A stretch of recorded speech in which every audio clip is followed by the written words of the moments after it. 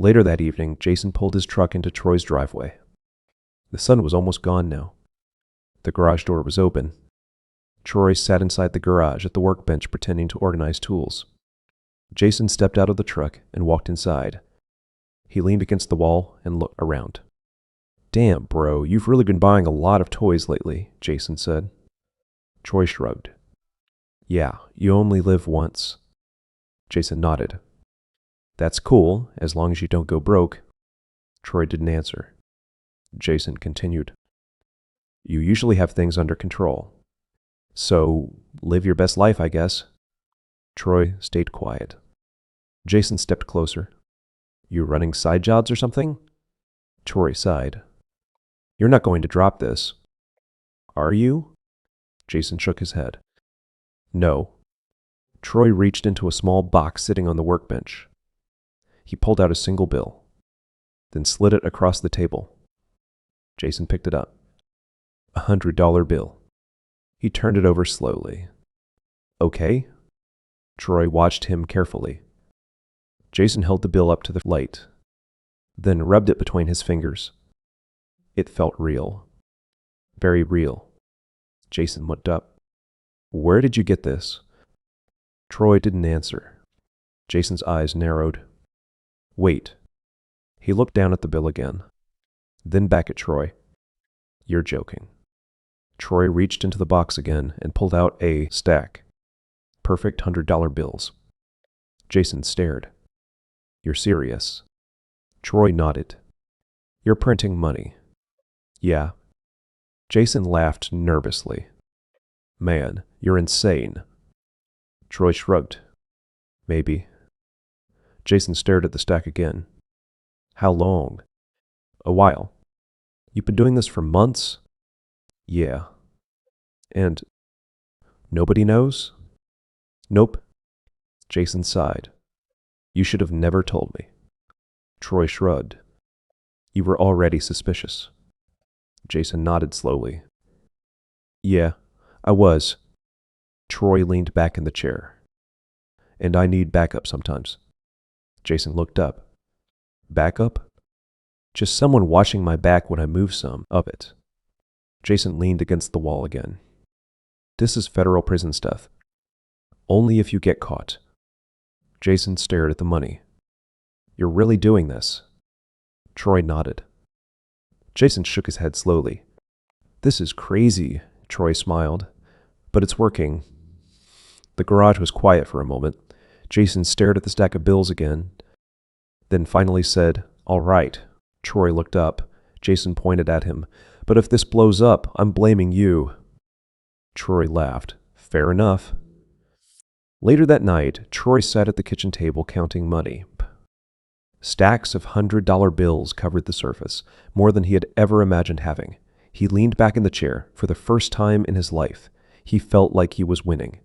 The late afternoon sun hung low over Troy's backyard, turning the sky a soft orange that blended into the tops of the tall maple trees behind his house. Smoke drifted slowly from the charcoal grill sitting on the deck. Troy Martin stood over it with a pair of metal tongs, flipping burgers with a relaxed confidence that felt new to him. Music played quietly from a small speaker on the table beside him, grunge metal from the 90s.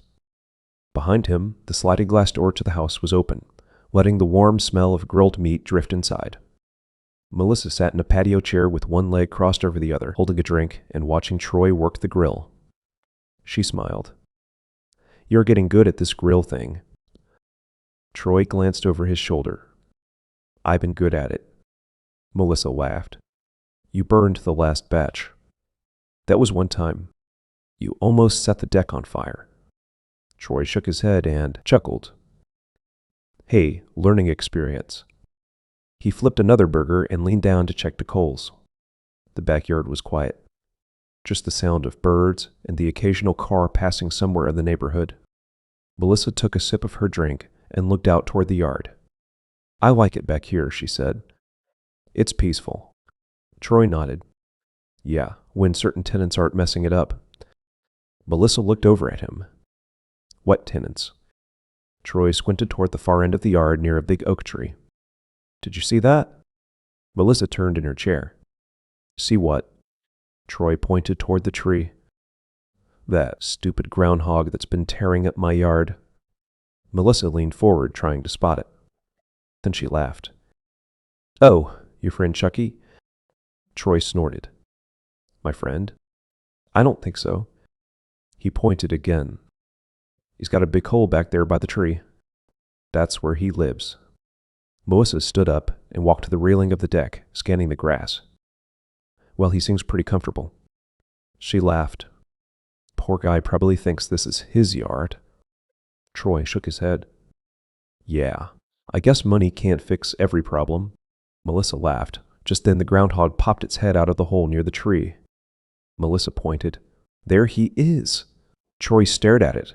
The groundhog stared back, then slowly disappeared into the hole again.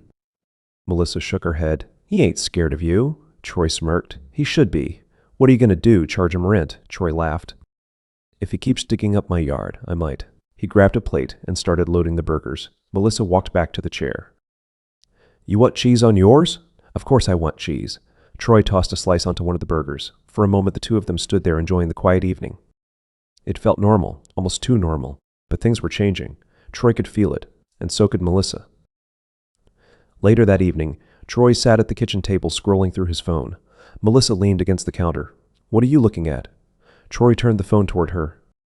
2 digital tickets appeared on the screen. Melissa's eyes widened. Are those? Troy grinned. Season tickets? Melissa laughed. No way. Yep. Ohio State? Troy nodded proudly. For me and Jason. Melissa shook her head in disbelief. Troy, those are expensive. He shrugged. We're doing all right. Melissa studied him for a moment. You sure about this? Troy leaned back in his chair. Man, I've wanted these since I was a kid. Melissa smiled. Well, go Bucks. 2 days later, Jason stood in Troy's driveway staring at the tickets like they were made of gold. Season tickets? Jason said. Troy nodded. Every home game. Jason looked stunned. These cost a lot of money. Troy shrugged again. Worth it. Jason studied him carefully. You sure you want to be spending like this? Troy laughed. Relax. Jason looked at the tickets again, then smiled. Well, guess we're going to some games. Troy grinned. You better believe it. Jason shook his head. Man, things have changed. Troy leaned against the car. Yeah. Jason looked at him. You good, though? Troy smirked. I'm better than good. Jason nodded slowly. But something about Troy's tone made him uneasy. Later that afternoon, Troy sat in his car at a red light downtown. Traffic was heavy. A car suddenly cut across 2 lanes and slid right in front of him. Troy slammed the brakes. Hey, what the hell? The driver in front of him stuck his hand out the window and flicked him off. Something inside Troy snapped. He sped up and pulled alongside the car. The 2 drivers locked eyes. Troy rolled his window down. Learn how to drive, the other driver yelled back. You got a problem? Troy swerved in front of him and slammed the brakes. Both cars screeched to a stop at the light. The other driver jumped out, a younger guy, angry. You got a problem? The guy repeated. Troy stepped out of his car. The tension was instant. Traffic began honking. The guy noticed something sticking out of Troy's jacket pocket. A thick wad of cash. He hesitated. Troy stepped closer. You want to keep yelling, or you want to get back in your car? The guy stared at him for a moment, then shook his head. Man, you're crazy. He got back in his car and sped off. Troy stood there breathing heavily, then slowly started laughing. He got back into his car. As he drove away, he muttered to himself, people need to learn respect. That evening, Troy pulled into a small gun shop on the edge of town. The sign outside flickered slightly. Inside the shop smelled like oil and metal. Rifles and pistols lined the walls. A middle-aged man behind the counter looked up. Can I help you? Troy nodded toward the display case. Yeah, I'm looking for something small. The owner opened the glass case and pulled out a few options. Home protection? Troy hesitated. Something like that. The owner set a compact handgun on the counter. Easy to carry, reliable. Troy picked it up awkwardly. He had never held a gun before. For a moment he stared at it, then he nodded. I'll take it. Later, Troy sat in his car in the parking lot. The gun rested inside a small black case. He opened it slowly. The weapon sat there quietly, heavy, real. For the first time, Troy felt the weight of what he was doing. Things had gone further than he ever planned. He closed the case and slid it into the glove compartment, then started the car and drove away. That night, neon lights glowed outside the strip club. Troy leaned against his car in the parking lot waiting. Music pulsed through the walls. After a few minutes, Renee stepped out the front door carrying her bag. "You waiting long?" she asked. "Nah," Troy said. "Just got here." They talked casually for a moment. Then Troy froze. Across the parking lot, a familiar figure walked out of the club. Troy squinted. "Oh, shit." Renee turned. "What?" Troy pointed subtly. "That's my boss." Renee looked. "Ed?" Troy stared at her. "You know him?" Renee shrugged. "He's in here all the time." Troy blinked. "No way." Renee leaned against the car. "I think he's been seeing Mandy." Troy watched as Ed got into his car and drove away. "Wow," Troy said quietly. "Ed's married." Renee shrugged again. "Welcome to the club business." Troy thought for a moment, then said quietly, "You think you could ask around, see what the deal is with them?" Renee raised an eyebrow. "Why?" Troy smiled slightly. "Never hurts to know things." Renee studied him. "You planning something?" Troy shrugged. "Just keeping my options open." Renee smirked. "I'll see what I hear." Troy looked back at the club. For the first time, it was clear. Troy wasn't just making money anymore. He was starting to collect leverage, and he was getting comfortable doing it. The next morning arrived gray and quiet. Troy pulled into the parking lot of the print shop just before 8. The building looked exactly like it always had. A simple brick structure with faded signage and a row of delivery trucks parked along the side. But Troy no longer looked at it the same way. To everyone else, it was just a print shop. To Troy, it was the source of everything. He stepped out of the car and stretched. Inside, the familiar mechanical hum of the printing presses filled the building. Paper moved through rollers. Ink cylinders turned slowly. The smell of fresh ink hung thick in the air. Troy walked past the front office and headed toward the back. Ed stood near one of the presses talking to an employee. "Morning," Troy said casually. Ed looked up. "Morning." He nodded and went back to his conversation. Troy watched him for just a moment. Now that he knew what he knew, it was hard not to look at Ed differently. The man who owned the business. The family man. The guy who always talked about his kids' baseball games and weekend barbecues. Apparently, he also spent his nights at strip clubs. Troy smirked slightly, then walked toward his workstation. For the rest of the morning, he worked like normal. But in the back of his mind, he kept thinking about what Renee might find out. Information was power, and Troy was starting to like having it. That afternoon, Jason stopped by the shop. He leaned against the doorway, watching Troy adjust one of the machines. "Man," Jason said, shaking his head, "you really run this place now." Troy looked up. "Not quite." Jason glanced around. "Ed barely even looks back here anymore." Troy shrugged. "He trusts me." Jason studied him. "Yeah, but you're ordering a lot of extra materials lately." Troy wiped his hands on a rag. "Relax." Jason crossed his arms. "I'm relaxed. I'm just saying you don't want to get sloppy." Troy gave him a look. "I'm not sloppy." Jason held up his hands. "All right." But he could see something in Troy's eyes that hadn't been there before. Confidence. Maybe too much of it. Later that evening, Troy and Jason sat inside a sports bar in Columbus. Televisions lined the walls. Every screen showed football highlights. Jason held the season tickets again, still half in disbelief. "You really did it," he said. "Told you." Jason laughed. "Man, these seats are good too." Troy grinned. "Row 15. Jason shook his head. "You always wanted this, since I was a kid." Jason leaned back in his chair. "Well, guess things are going pretty good." Troy raised his drink. To going pretty good. They clinked glasses. For a moment, everything felt simple, but Jason couldn't shake the feeling that Troy was starting to move faster than he should. Across town that same night, Renee finished her shift at the strip club. The music inside thumped through the walls as dancers rotated on stage. Renee sat at the bar counting her tips. One of the other dancers, Mandy, walked over. Mandy was tall, blonde, and always seemed to carry herself like she knew everyone in the room was watching her. "You leaving soon?" Mandy asked.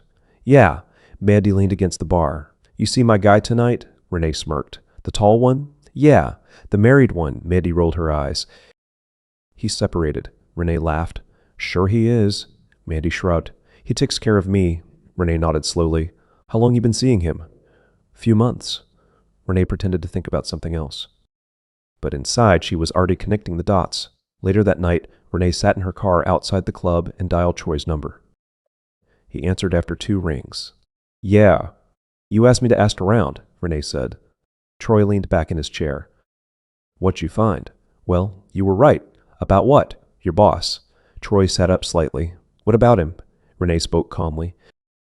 He's definitely seeing Mandy. Troy nodded to himself. Figures. And it's not cheap.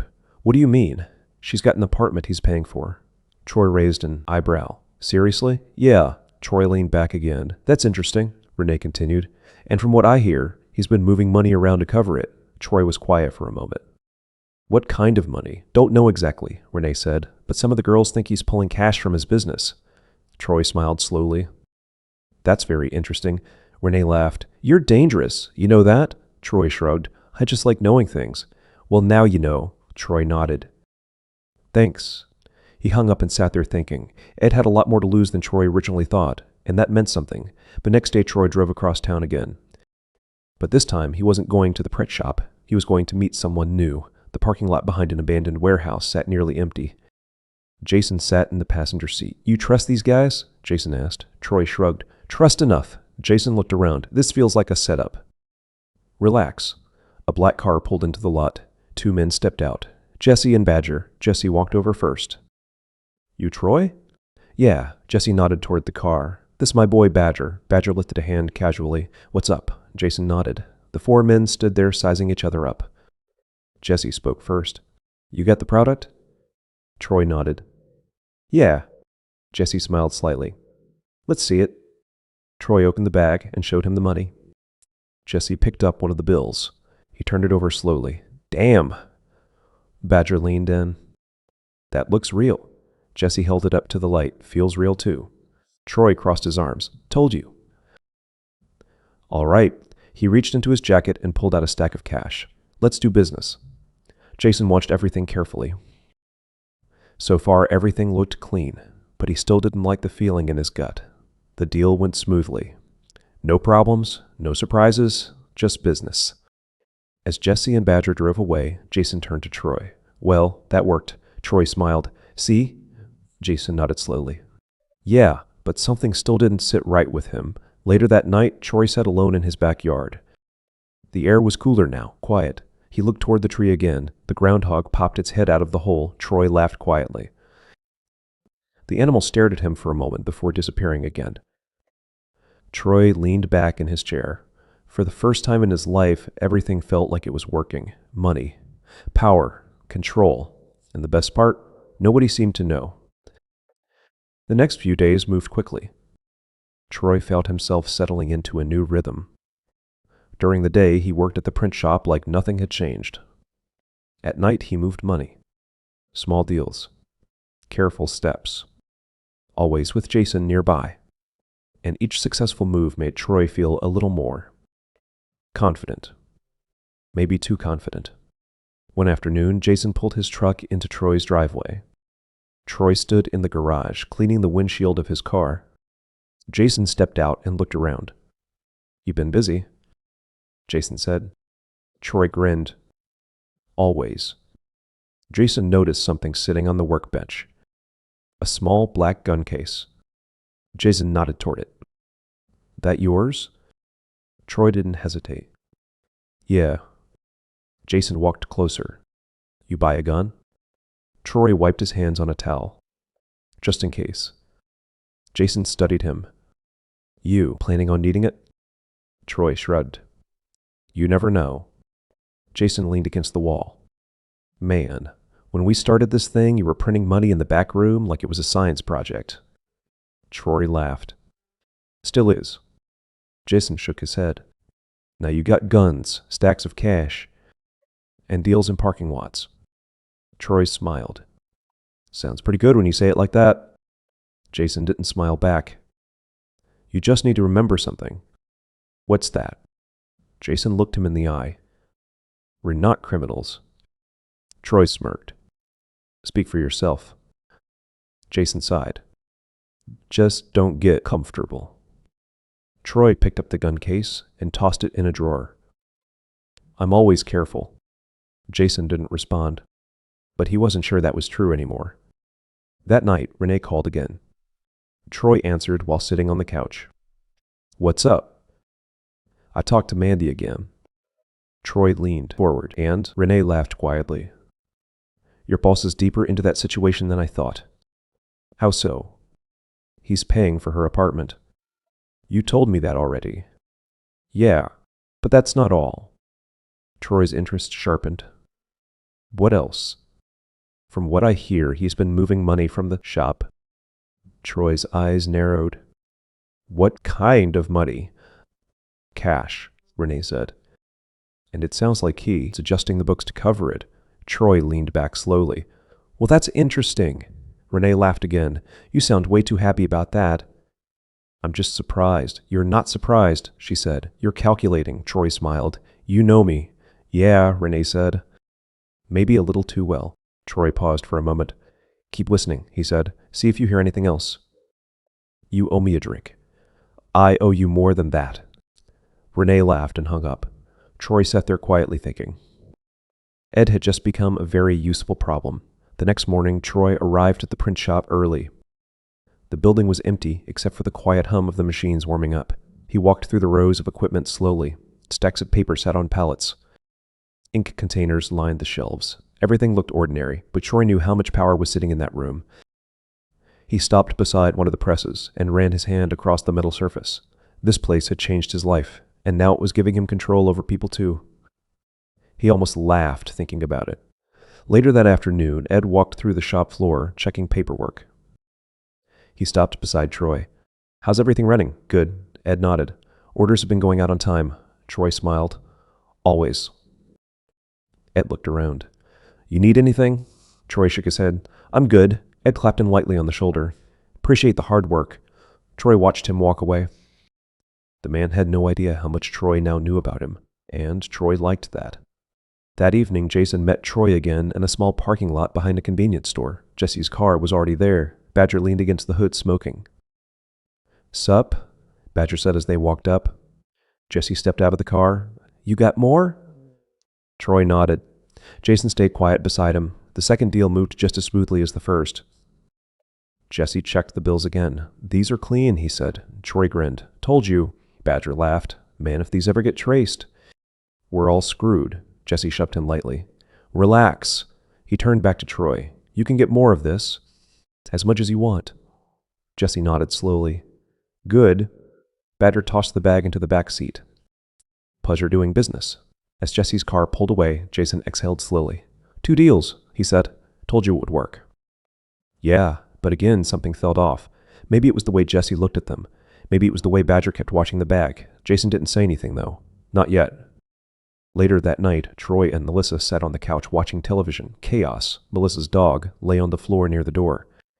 Melissa stretched. You've been busy lately. Troy smiled. Good busy. Melissa looked at him carefully. You sure you're all right? Of course. You seem different. Troy laughed. Different how? I don't know, she said. Like you're always thinking about something. Troy shrugged. Just work. Melissa leaned her head on his shoulder. Just don't forget to slow down sometimes.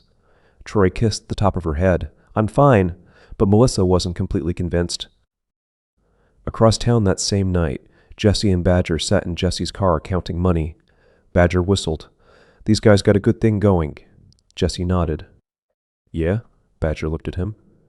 You thinking what I'm thinking? Jesse smirked slightly. Maybe, Badger laughed.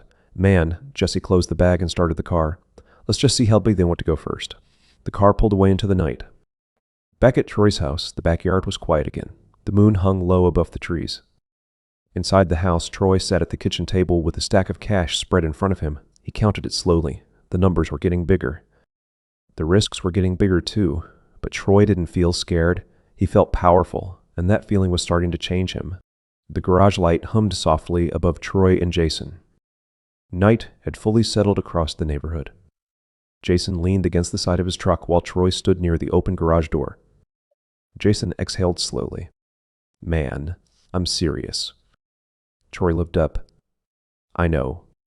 Jason shook his head. No, I don't think you do. He gestured toward the house.